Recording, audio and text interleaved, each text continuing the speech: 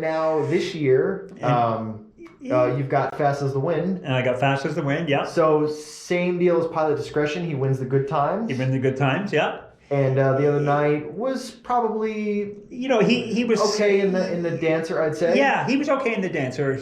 After the Zweig, we had to blast out again from the 9-hole in the Zweig, and they stung him. He went in, I think the quarter went in 26-2, and he from the outside to come in front probably went in 25 and change. Yeah. He was tired, and then Tony goes, boy, he just didn't seem to have it in the last kind of 16th. So we scoped him, and he scoped mucus. Yeah. So he was scoped a little sick.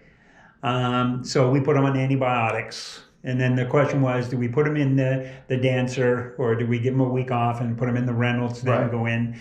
And Tony's decided, well, you know what? I'd rather race him and give him 2 weeks off before the elimination. Yeah. So we raced him. And so we were not blasting to the front. We were going to come off a helmet. And look, we were in a race that set a track record. I almost feel like too, when you have a horse like that, he could leave. Yeah. But also too, we kind of know who's going to be fighting for the lead in the Hambletonian. Joviality and some of the other horses, we know that's there. Yeah. Yeah. So it almost feels like you have to, let's see how he can come off a helmet, and let's see how he can race from behind, and see how, sometimes you don't want to throw a horse in a random situation that he's never been in. No. And look, he had been sick. You don't want to burn the horse out and not have a horse for the Hambo. So we were always going to kind of float off the gate and follow cover. And we did. And look, they went in 49. So we were race timed in, I think, 50-4. And he came home in 27-1. Right. Which was faster than the second division of the Dancer. We actually went faster than the winning horse, and that. So you know what? People look at, well, he only did 5th. He was disappointing. I wasn't that disappointed in him, considering he had been sick all week and on antibiotics. Does a horse like Fast as the Wind, where he's there, he's won some races and things like that. Does it give you a little bit more now that you've won it with Ramona? Because now you're not chasing. I know you're chasing. Yeah. But now you hit it with Ramona Hill. And now with Fast as the Wind, you're like, man, this thing really is hard to win. It is. And you kind of just appreciate more of the little things as opposed to the big thing. You're like, man, I got a good horse here. Let's just truly enjoy it. Yes. And with Fast as the Wind, as a 2-year-old, he started off really well. And then we sent him to Lexington, and he was awful in the Kentucky Sires. Just awful. In fact, at one point, we even thought about gelding him. And Tony goes, no, he's been sick. His liver enzymes were just off the charts. And he goes, I'll get him back. And then we brought him back. And then he won, a leg of the kindergarten. Then we won the kindergarten final. Then we won the Valley Victory. So at that point in time, we said, our biggest concern coming as a 2 to 3, he had 14 starts as a 2-year-old, which is a lot for a 2-year-old, especially a trotter. But he seems to have come back even better. Dexter thinks he's stronger and I mean, we've seen it every year pretty much, where yes, you win the Hambletonian, but those horses don't win the Breeders' Crown. Yeah, unfortunately, we haven't had really a horse. So Captain Corey didn't, Ramona didn't. 2019 was Forbidden Trade didn't. Atlanta hasn't won a Breeders' Crown ever. Yeah, think about that stat. She's never won a Breeders' Crown. 2017 was Perfect Spirit, but What the Hell, I guess that would he's the last horse that really was strong all season long. So Fast as the Wind, I mean, I even said Rattle My Cage last year was a horse that I had kind of thought, he's just going to get better. He's turned into a better 4-year-old. Yeah, he definitely has. Maybe Fast as the Wind doesn't win the Hambo.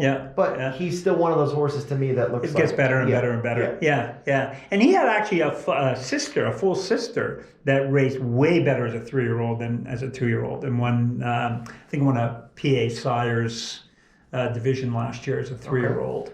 And then he's actually got a sister, a half-sister, that won the first 2 legs of the Kentucky Sires. So you've already got ones in the pipeline ready to go. So he's Fast as the Wind is actually really special for me, because I'm the one that picked out in the book the breeding. I looked at him and I couldn't find a flaw in him. And I said to Tony, you've got to take a look at this horse for me. I said, I can't find anything wrong with him. I really can't. And I'm not an expert in conformation. And so I said, Tony, come take a look. Tony looked at him and goes, you know what? I don't see anything wrong with him either. But he was a Cantab Hall, and that wasn't the fashionable, everyone was after Walners and Muscle Hills and everything else. So we picked him up for 95. And his name was Uncle Mark. And all the owners said, we hate the name. We got to change the name. Okay. And the mare was Windstroll. So we said, well, fast as the wind. Yeah. So we came up with fast as the wind, the name. Everybody tells us what a great name for a horse. So we'll see what he does. So these next upcoming weeks, as we head towards the Hambletonian, it's got to be fun for you, right? Yeah. This is fun. Yeah. Yes. This is fun. I know what to expect. Do you have like because I would assume if I wanted, I would have like a big championship belt or like a big necklace with a big H on it. When you roll into the paddock, be like, 2020 Ramona Hill. Or do you try to keep a low profile among everybody? I try to keep a low profile. A lot of it is luck. You got to have the right circumstance. You got to have obviously the right horse. Mm-hmm. You got to have the right trainer. Everything's got to come together. It's one of the hardest things to win. Minus the race that you're in, like. What's your favorite race on the card on Hambletonian Day or favorite experience? Like when I say the Hambletonian, what's something you look forward to minus your own race? Well, this year, I could have up to 3 or 4 horses running on Hambo Day. We've got Selfie Queen, who raced in the Del Miller on Saturday. She finished 3rd to Joviality. Right. And that was really her first real race this year. She's been a project. She got sick and then she broke in the Reynolds and boy, she's been a real project. And then Jimmy actually drove her on Saturday and she looked really good. Yeah. So we're targeting her for the Oaks. Okay. Hopefully she's in the Oaks. We got another one. I got a Captain Filly, Queen of Success. We're hoping that she'll be racing, and we've got a Captain Colt Atlas Hanover who'll be in the Adios next week, but he could be in the Cane. Okay. So we could have 3 or 4 horses on Hambo Day. So, but when you're there on Hambo Day, it's the Hambo. It's the race. Yeah. It's the race. So thank you. Mr. LeBlanc, Thank you.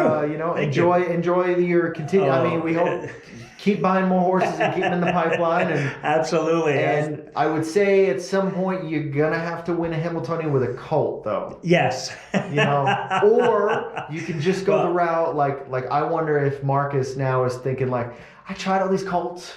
And let's just do it with Phillies. Let's just do it with Phillies. I'll tell you, the value of a colt winning the Hambo is a lot higher than a filly winning the Hambo. That's true. We all want the colts to win. So you got to win with one of them. You got to win with one of them. That would be that's my advice to you. Look, I never thought I'd be in one. Never mind. If fast as the wind makes it, it'll be 4 in a row. 4 in a row. Yeah. Math, right? Math is hard. Yeah. So. It'll be 4 in a row. So I said to Tony, that's almost impossible to do. So hopefully we'll make the Elim and make it into the final, and we'll go from there. And certainly having Dexter on, is a good thing. He knows how to drive. I was gonna say you seem to pick guys that are pretty hot at the time. He's setting world records and stuff like that. But my advice would just win the Elim and then come back and win the final. That's it. It's that. I like that. It's that simple. Okay, I'll tell Tony. Tony, it's done. It's a done deal. Ryan said to do this. Ryan said we got it. It's a great idea. I know we did it before, but we should keep doing it. Keep trying that. Well, if there's anyone that could get a horse ready for that race, it's Tony. That's so perfect. You know what? We're going to enjoy the ride and